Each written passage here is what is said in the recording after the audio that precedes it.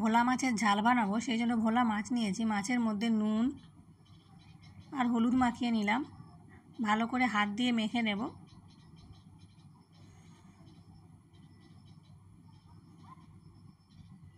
মাখানো হয়ে গেছে, এখন রান্নাটা করব, সেজন্য কড়াইয়ের মধ্যে বেশ কিছুটা তেল দিয়ে দিলাম। মাছটা ভেজে নেব।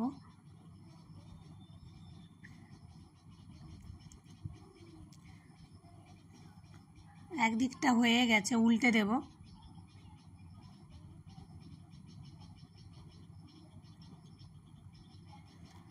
আবারও উল্টে দিলাম। মাছ ভাজা হয়ে গেছে, তুলে নেব।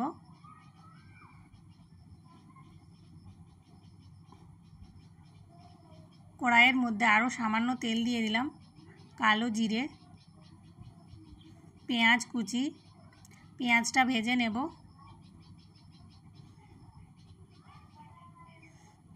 আদা রসুন বাটা, আদা রসুনটাও একটু ভেজে নেব। টমেটো আর কাঁচা লঙ্কা কুচি, নাড়তে থাকবো। নুন, জিরে গুঁড়ো, হলুদ গুঁড়ো, লঙ্কার গুঁড়ো, অল্প জল দিয়ে দিলাম। এখন মশলাটা খুব ভালো করে কষিয়ে নেব। মশলা কষানো হয়ে গেছে, জল দিয়ে দেব। ভেজে রাখা মাছ,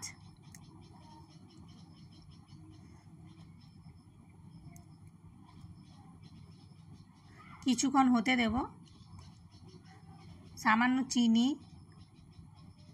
আর বাড়িতে অল্প ধনেপাতা ছিল, দিয়ে দিলাম। একটু নেড়ে চেড়ে নেব। ভোলা মাছের ঝাল তৈরি হয়ে গেছে, এখন ফ্লেমটা অফ করে দেব।